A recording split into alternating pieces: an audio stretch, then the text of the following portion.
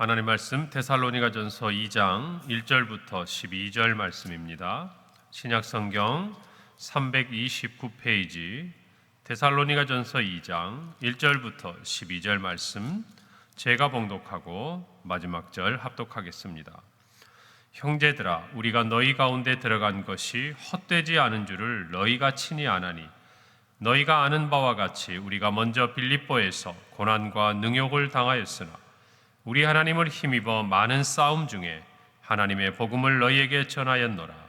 우리의 권면은 간사함이나 부정에서 난 것이 아니요 속임수로 하는 것도 아니라 오직 하나님께 옳게 여기심을 입어 복음을 위탁받았으니 우리가 이와 같이 말함은 사람을 기쁘게 하려 함이 아니요 오직 우리 마음을 감찰하시는 하나님을 기쁘시게 하려 함이라.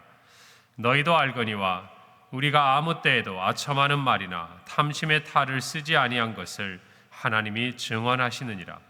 또한 우리는 너희에게서든지 다른 이에게서든지 사람에게서는 영광을 구하지 아니하였노라. 우리는 그리스도의 사도로서 마땅히 권위를 주장할 수 있으나 도리어 너희 가운데서 유순한 자가 되어 유모가 자기 자녀를 기름과 같이 하였으니 우리가 이같이 너희를 사모하여 하나님의 복음뿐 아니라 우리의 목숨까지도 너희에게 주기를 기뻐함은 너희가 우리의 사랑하는 자 됨이라. 형제들아, 우리의 수고와 애쓴 것을 너희가 기억하리니 너희 아무에게도 폐를 끼치지 아니하려고 밤낮으로 일하면서 너희에게 하나님의 복음을 전하였노라. 우리가 너희 믿는 자들을 향하여 어떻게 거룩하고 옳고 흠없이 행하였는지에 대하여 너희가 증인이요 하나님도 그러하시도다. 너희도 아는 바와 같이 우리가 너희 각 사람에게 아버지가 자기 자녀에게 하듯 권면하고 위로하고 경계하노니 함께 읽습니다. 이는 너희를 부르사 자기 나라와 영광에 이르게 하시는 하나님께 합당히 행하게 하려 함이라. 아멘. 오늘 바울은 데살로니가 교회에 있는 성도들에게 편지합니다. 그러면서 오늘 2장 1절 첫 부분에 보니까 형제들아, 우리가 너희 가운데 들어간 것이 헛되지 않은 줄을 너희가 친히 안다.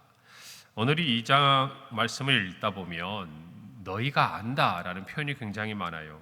우리 2절에도 보면 너희가 아는 바와 같이, 또 중간중간 우리 볼 때마다 5절에 너희도 알거니와, 또 마지막 우리 11절 부분에 가면 너희도 아는 바와 같이, 또 중간중간에 다 언급하지는 않았지만 너희가 그것을 기억하고 있다, 너희가 알고 있다.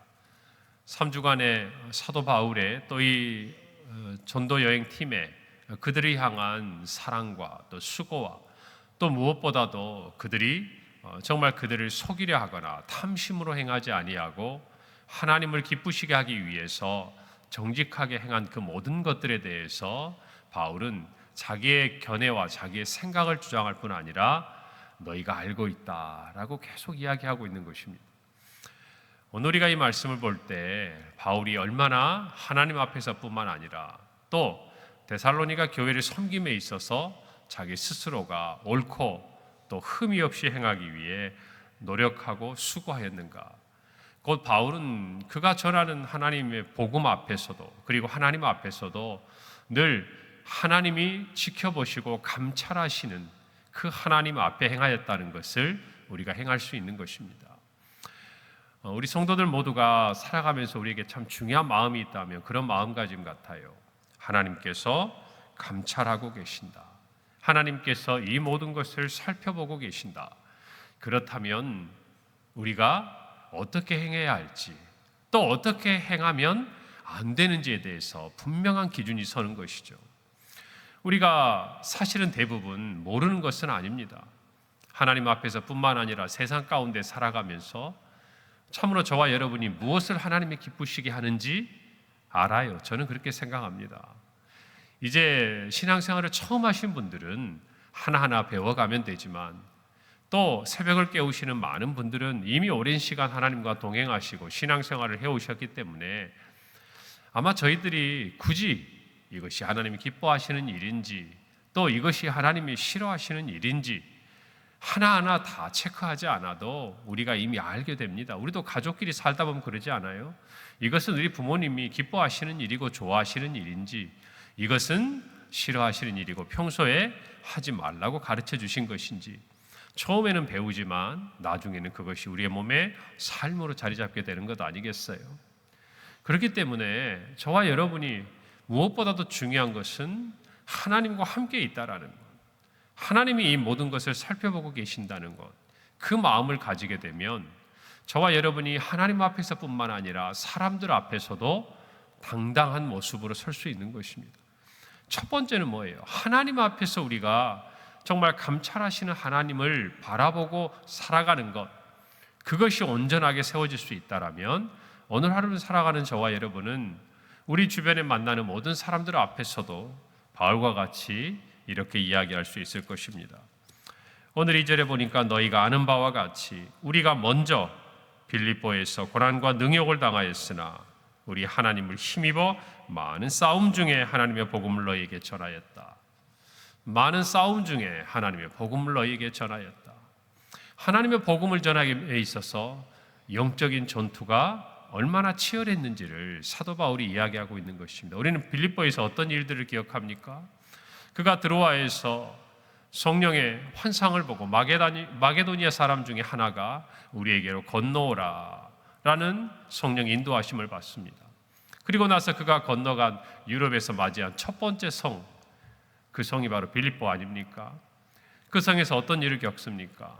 바울이 물론 루디아를 만나고 또 빌립보 교회가 세워지는 모든 일들을 경험하지만 우리가 잘 아는 이야기, 귀신 들린 점치는 여종을 정말 치유해 주었다가 그 주인들에게 의해서 고소를 당하고 그리고 매를 맞고 옥에 갇혔을 때 그는 그 모든 것을 받아들였어요.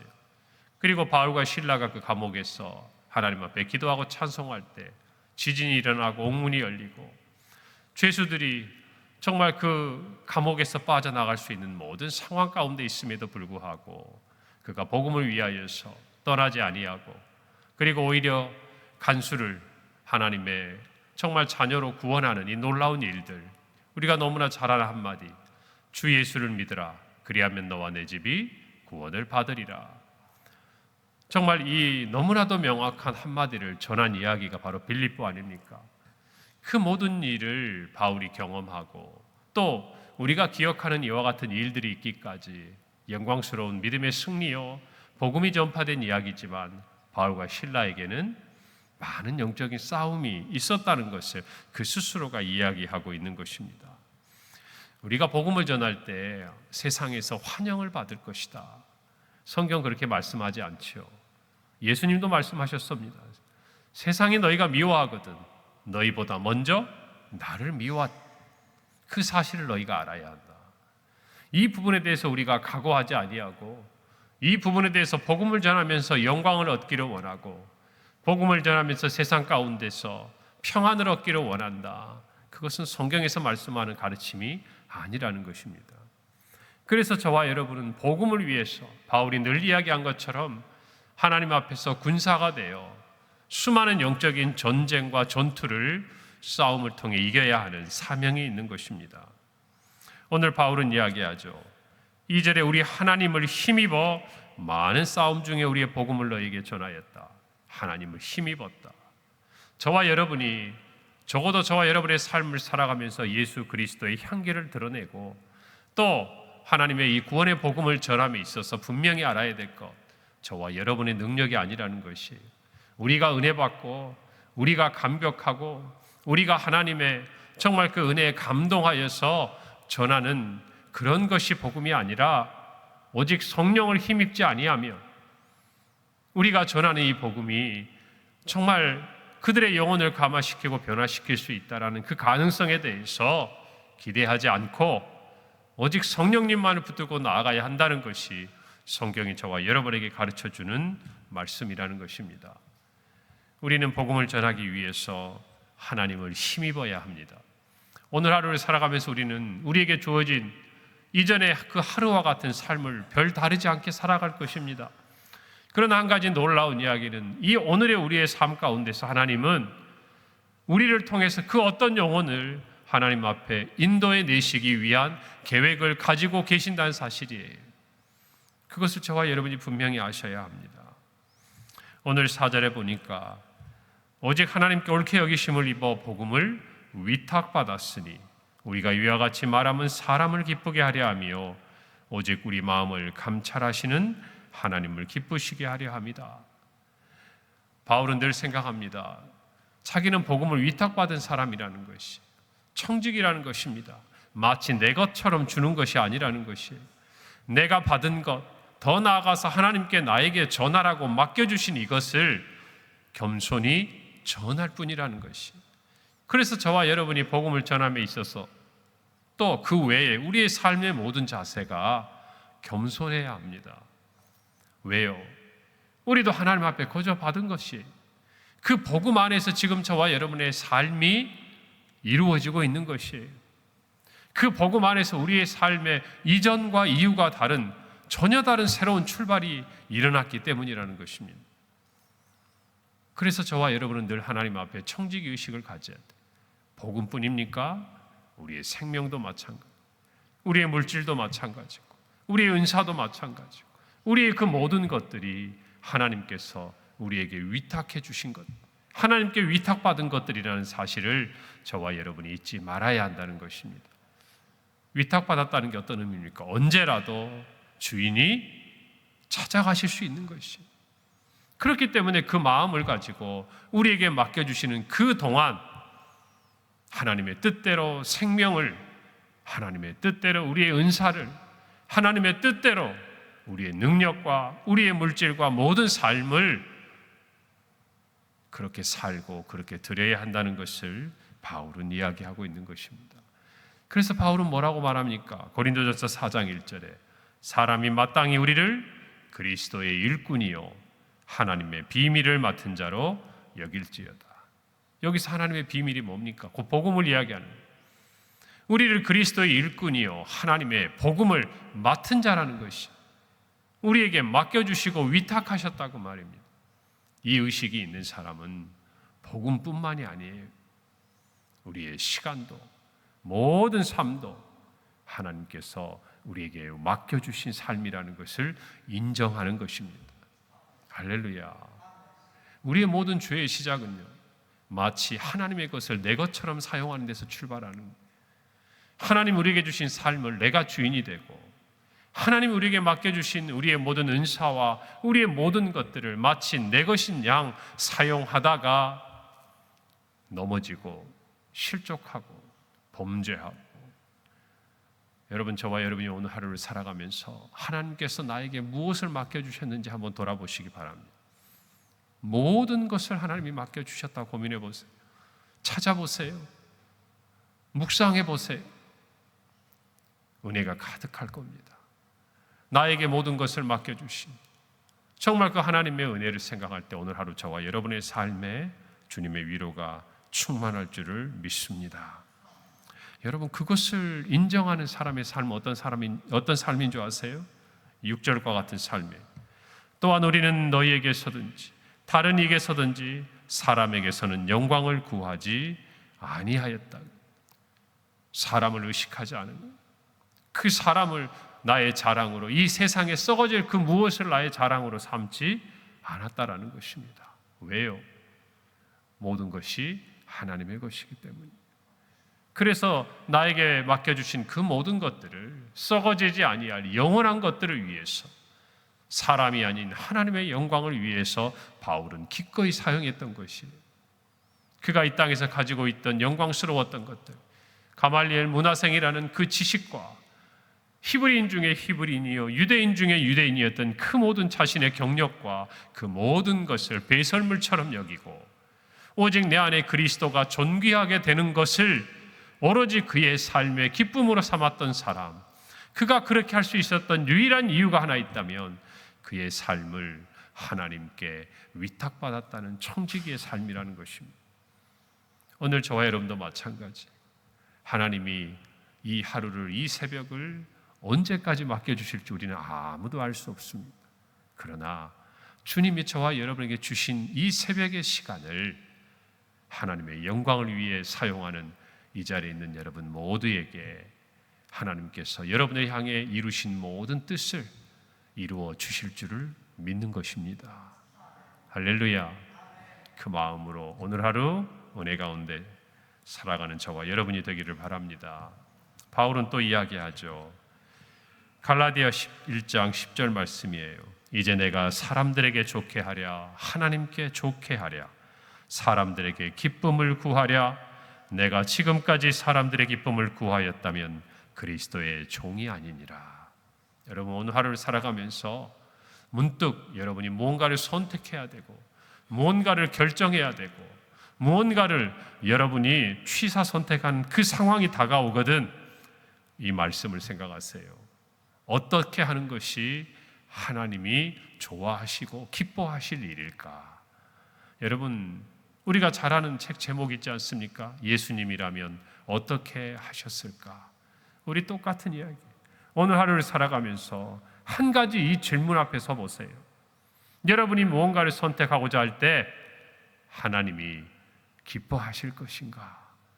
여러분 이 질문을 할 수 있다면 그리고 그것대로 순종할 수 있다면 저와 여러분은 오늘 하루 믿음의 승리를 가져오는 삶을 살게 되리라 믿습니다.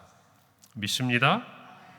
오늘 7절에 보니까 바울은 이렇게 이야기합니다. 우리는 그리스도의 사도로서 마땅히 권위를 주장할 수 있으나 도리어 너희 가운데서 유순한 자가 되어 유모가 자기 자녀를 기름과 같이 하였다. 바울은 마땅히 그들을 가르치면서 그들로부터 경제적인 공급을 받을 수 있었습니다. 그럴 자격에 충분했어요. 우리 한국교회도 네비우스 선교정책에 의해서 정말 모든 하나님의 사역자들에게 그들이 사역에 집중할 수 있도록 오늘날 한국교회의 그게 아름다운 전통이 되고 또 오늘날 한국교회가 부흥할 수 있는 하나의 토대가 되었지만 그들이 사역에 전념할 수 있도록 돕고 세웠습니다. 그런데 바울은 이야기하는 거예요. 그것이 마땅하다는 것입니다. 그럼에도 불구하고 스스로가 그것들을 내려놓고 데살로니가 교회에 있는 모든 성도들에게 오히려 이 부분에 있어서의 폐를 끼치지 않도록 수고했던 이유가 있다면 단 하나예요. 그건 뭐겠습니까? 복음을 위해서였다는 것입니다. 오늘 저와 여러분의 삶도 마찬가지. 우리도 하나님 앞에 무엇인가 주장할 수 있어요. 뭔가 하나님 앞에 우리 교회도 마찬가지. 이것보다 더 시급한 어떤 문제들이 있다라고 이야기할 수 있습니다. 그러나 우리 평강교회가 이 땅에서 가장 시급하게 하나님의 사명을 감당해야 될 부분이 있다면 다른 것이 아니에요. 하나님의 복음을 전하는 일인 줄 믿습니다. 우리 주변의 이웃들에게 우리가 늘 기도하듯이 이 강북 지역에 있는 수많은 영혼들뿐만 아니라 대한민국의 울타리를 넘어서 정말 우리가 기도하는 네 곳의 합동파송 선교사들의 그 국가와 그곳을 뛰어넘는 땅끝까지 하나님이 맡겨주신 이 복음을 전하는 일에 저와 여러분이 기꺼이 헌신하고 충성하는 우리 교회가 되어야 할 줄로 믿습니다. 오늘 바울은 이야기합니다. 오늘 10절이죠. 우리가 너희 믿는 자들을 향하여 어떻게 거룩하고 옳고 흠없이 행하였는지에 대하여 너희가 증인이요 하나님도 그러하시도다. 얼마나 당당합니까? 너희도 알지만 누구도 아신다는 거예요. 하나님도 아신다는 거예요. 오늘 하루를 살아가면서 하나님 앞에서 살아가는 저와 여러분의 하루가 되기를 바랍니다. 하나님도 아시는 그 믿음을 가지고 하나님 앞에서 행하는 저와 여러분이 되기를 바랍니다. 행여라도 하나님의 얼굴을 피하고 하나님 앞에서 정말 숨고 싶은 우리의 삶에 유혹이 찾아온다 하더라도 그것을 믿음으로 분명하게 끊어내고 하나님 앞에서 살아가는 오늘 하루 저와 여러분의 삶이 되기를 간절히 바랍니다. 기도하겠습니다.